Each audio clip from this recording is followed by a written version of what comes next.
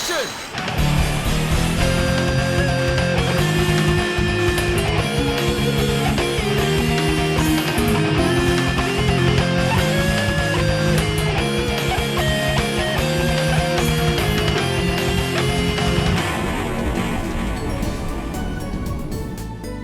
If there's one storyline I've been invested with the most in Make Your Mark, it's Misty's Reformation. She's cute, quirky, socially awkward, and is probably one of the most interesting and fleshed out characters. She's lived a sheltered life with Opaline being the evil mayor's servant since she was a young filly, and only knows the lies that she's been told by her caretaker. And she has a simple yet meaningful destiny about her, which is acquiring a cutie mark. Misty is the only character, along with Opaline, that has a long-term goal.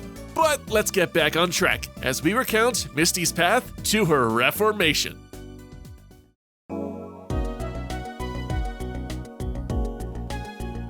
I thought you got lost, like the time I rescued you as a filly. So kind of me to do that. Everybody got that?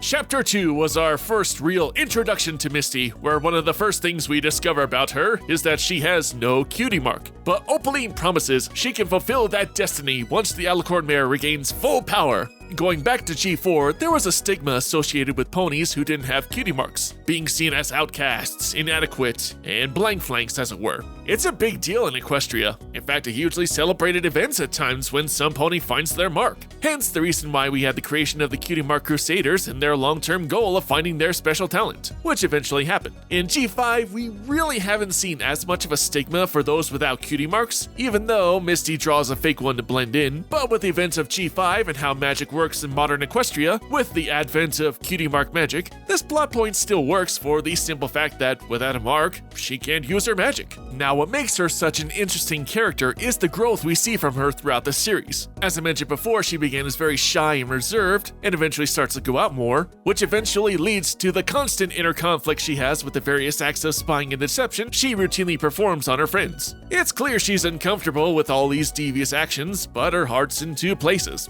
Again, Opaline has been her caretaker for her whole life, teaching her lies about Twilight Sparkle and how Alicorns will rule over all other pony races. For reasons we don't know, it's unclear what happened to Misty's parents or how long she's been an orphan, but Opaline has been the only family that she's known. And it's difficult to portray the one that you've known for so long. Plus, it's clear Misty hasn't left the castle since the return of magic with how awkward she is when interacting with others. It's the unicorn tradition for whenever you make a very special new best friend. You've never heard of it? Oh, yes, of course. I thought you said weep over, which is when you, cry over not having any lunch, like me, which is why I thought of it just now. I'm really hungry. Oh, it's crazy. Put him in one of them crazy buckets.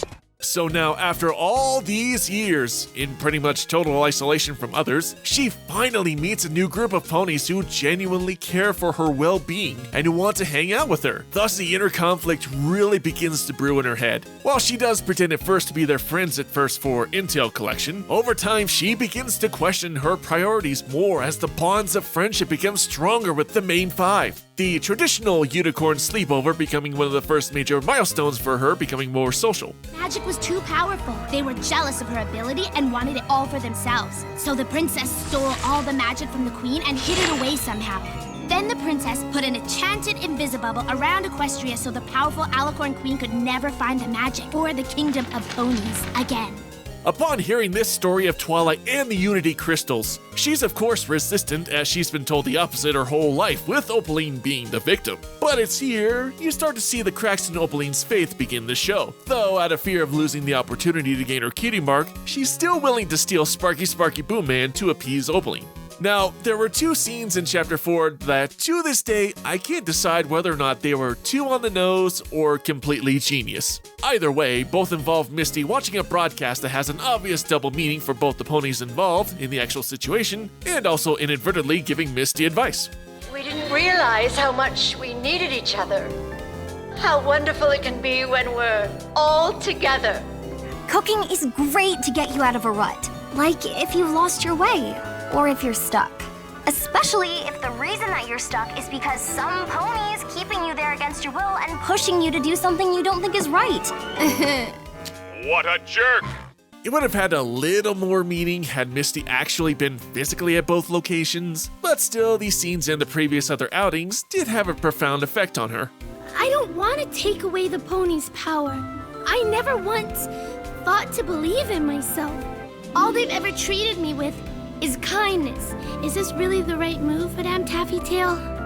This is the only life I've ever known. And of course, we do see her go back and forth, like the first time she tried to steal Sparky Boom Man, though I think one of the more pivotal moments of Misty's journey was her confrontation with Zip in the Zephyr Heights Palace archives. I don't have a cutie mark.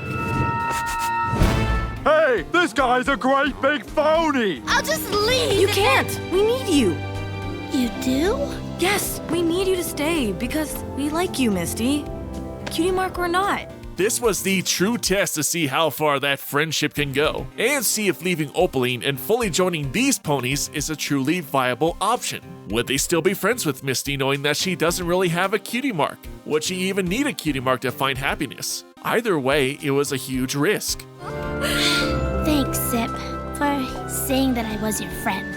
Well, you are. Come visit anytime. And it looks like this is the final push that Misty needs to finally come clean and reveal everything. But she still hides information about Opaline, which is believable as Misty is trying to avoid as much conflict as possible by trying to play both sides, thinking she can do this double cross thing forever, which is realistically impossible as her options are ever more dwindling with Opaline's plans coming closer to fruition. Thus, this leads Misty to take her most drastic move yet. I can't believe I finally got you! Opaline is going to be so happy.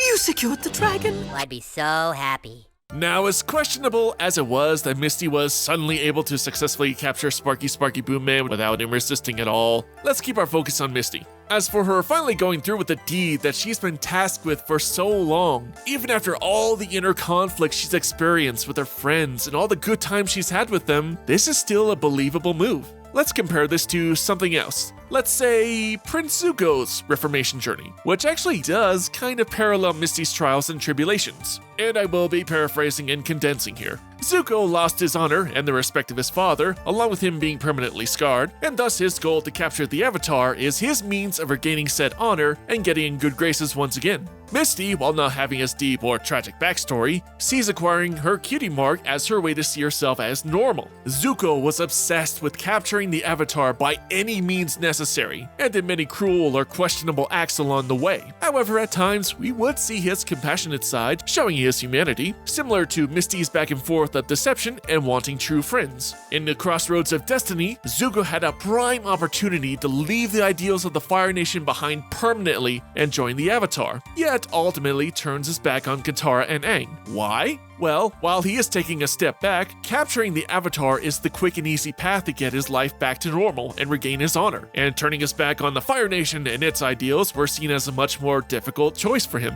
Misty, despite her reservations, finally Dragonnapped Sparky Boom Man because doing this is the quick and easy path to a cutie mark, rather than fighting the terrifying ideals of Opaline and possibly facing her wrath. And like Zuko, Misty does eventually figure out what she wants, which leads her to make the ultimate sacrifice. I'd rather be a pony without a cutie mark forever than live one more day as a pony that does the wrong thing. Getting a cutie mark has been her life goal since she was a filly. And ever since Magic returned to Equestria, she's been deceiving her friends to help Opaline acquire one. Now, whether or not Opaline could actually have the power to do such a thing is questionable, but as far as Misty knew, that was her one and only path to get it. But in the last moment, she finally decides that her friends are way more important than a cutie mark, thus saving Sparky Boom Man and every pony else. She did something unconventional, spontaneous, selfless, risky, crazy, and brave. And of course, this act of altruism finally gained her cutie mark. What's happening? Father, the sleeper has awakened! And after the final display of power to bring down Opaline, she finally comprehends the full power of friendship. You can do it, Sonny. Fucking bubbles! Though, I am curious where they're going to go with her now.